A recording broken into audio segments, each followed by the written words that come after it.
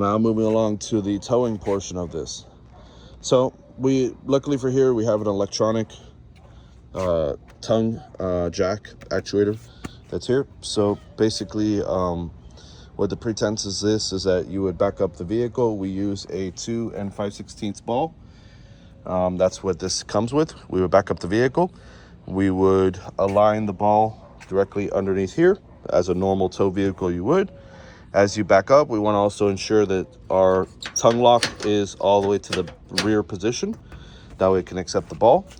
Once that happens, then basically we come up to this control panel that's right here. We would press down until it fully seats onto the ball. So if we press down now, see we're coming down, or we press up.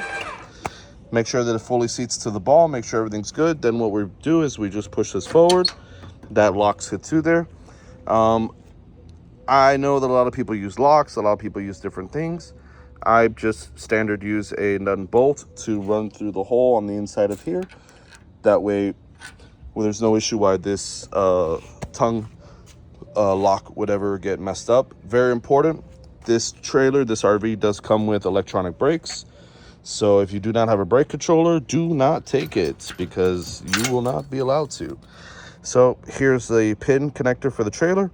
Very simple, just plug it in.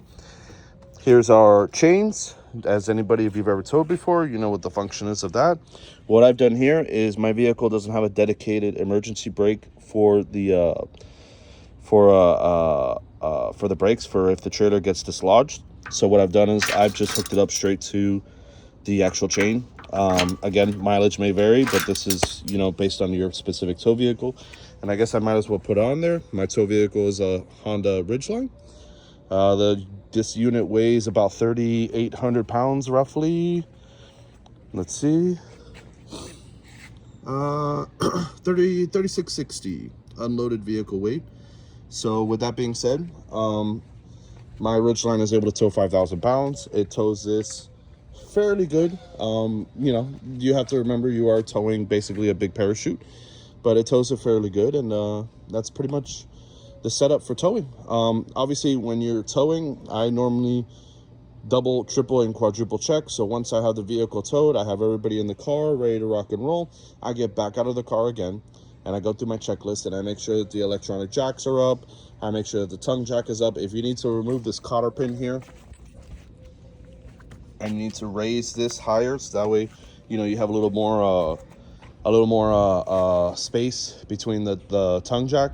Obviously, that's fine. The stairs, very important. These stairs are not electronic. In order to put them in, you just slide them in, and they're good to go. I obviously try to lock all the cabinets, all the doors. Don't want any propane tanks, so nothing flying down as you're driving down the highway.